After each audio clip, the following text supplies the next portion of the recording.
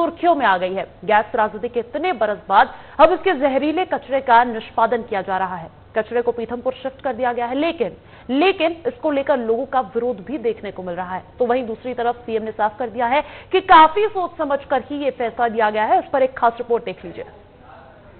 Scientific तरीके से किया जाएगा खत्म, एक तरफ विरोध तो दूसरी तरफ राहत। दुनिया की सबसे बड़ी औद्योगिक त्रासदी जिसमें हजारों लोगों ने अपनी जान गंवा दी थी, लेकिन 40 साल बाद उसके कचरे से भोपाल को अब जाकर मुक्ति मिली है। 5 दिन यानी 114 घंटे ये ऑपरेशन चला। ग्रीन कॉरिडोर बनाकर 12 ट्रकों से 337 मीट्रिक टन जहरीले कचरे को पीथमपुर पहुंचाया गया। इस वक्त हम मौजूद है पीथमपुर की राम की कंपनी के बाहर। ये वही राम की कंपनी है जहां भोपाल गैस त्रासदी का जो जहरीला कचरा है वो आज यहाँ पर सुबह 4:23 पर इस कंपनी में इंटर हुआ था। ये कचरा लाने को लेकर के लंबे समय से यहाँ के जो स्थानीय लोग हैं वो विरोध कर रहे थे। यहाँ कई सामाजिक संगठन है और जो पीथमपुर बचाओ समिति के लोग हैं वो भी विरोध कर रहे थे। लंबे अरसे के विरोध के बाद में भी ये जो कचरा है यहाँ लाया गया है और अब इसका निष्पादन होना है।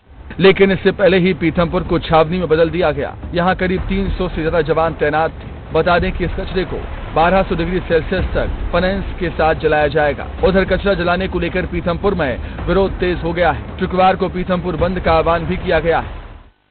डर है या वो धुआं पहले का भी आता था तो उससे भी खांसी होने चलती थी और सांस लेने में भी दिक्कत होती थी। इधर का पानी भी लाल हो गया, खराब आ रहा है।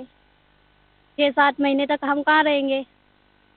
अब हमारा इतने जमीन है, जायदाद है, यहीं पे हम कंपनी में काम करते हैं, ड्यूटी जाते हैं। दूसरी जगह क्या करेंगे, बच्चों उनका कहाँ पूरा साल बर्बाद होगा पढ़ाई का। मेरे नाम बसु है। वहाँ से कचरा लाके यहाँ पे जला रहे तो वहीं पे जला देना था। हमारी समस्या भी नहीं देख रहे वो। वहाँ के लोग को बचा रहे, हमको निपटाने की कोशिश कर रहे हैं। हमको बहुत डर है, पहले भी डर था हमको तो, अब तो बहुत ज्यादा डर है। अब यहाँ से भी हम जाएंगे तो कब तक रहेंगे। हमारे बच्चे की साल की 50,000 के महीने साल से भराती, दोनों बच्चे की पड़ेगी तो हमारे तो ऐसे ही जाएंगे 6-7 महीने। उनके पैसे कौन देंगे, उनको भविष्य देखेंगे कि हमारे देखेंगे, क्या क्या करेंगे। एक तरफ स्थानीय इसका विरोध कर रहे हैं तो दूसरी तरफ प्रदेश के मुखिया सीएम डॉक्टर मोहन यादव ने साफ कर दिया है कि ये कचरा सोच समझकर ही पीथमपुर शिफ्ट किया गया। इससे पर्यावरण को कोई खतरा नहीं होगा।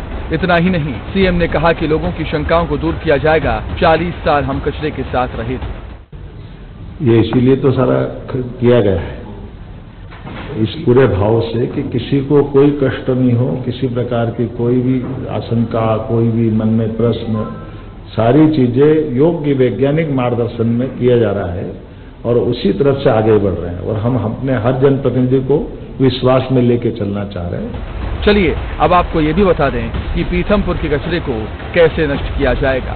337 मीट्रिक टन जहरीला कचरा जलाया जाएगा। सीपीसीबी के वैज्ञानिक कचरा जलाने का फैसला करेंगे। कचरा जलाने से पहले सैंपल की टेस्टिंग होगी। मौसम, तापमान और मात्रा का ध्यान रखा जाएगा। पहले 37 टन कचरा जलाया जाएगा। भले ही 40 साल बाद राजधानी भोपाल से जहरीले कचरे का बोझ हट गया हो, लेकिन उस गैस त्रासदी का दंश आज भी भोपाल के बाशिंदे भूल नहीं पाए। यही कारण है कि जहरीले कचरे से एक तरफ भोपाल वासियों को तो राहत मिली, लेकिन दूसरी तरफ पीथमपुर में इसके विरोध के सुर तेज हो गए। ब्यूरो रिपोर्ट, विस्तार न्यूज। तो देखिए, 12 कंटेनर्स में कचरा भोपाल से पीथमपुर भिजवा दिया गया है। 3 महीने में उसको जलाने का प्लान भी, लेकिन पीसीसी चीफ जीतू पटवारी पूर्व लोकसभा अध्यक्ष सुमित्रा महाजन से इसी सिलसिले में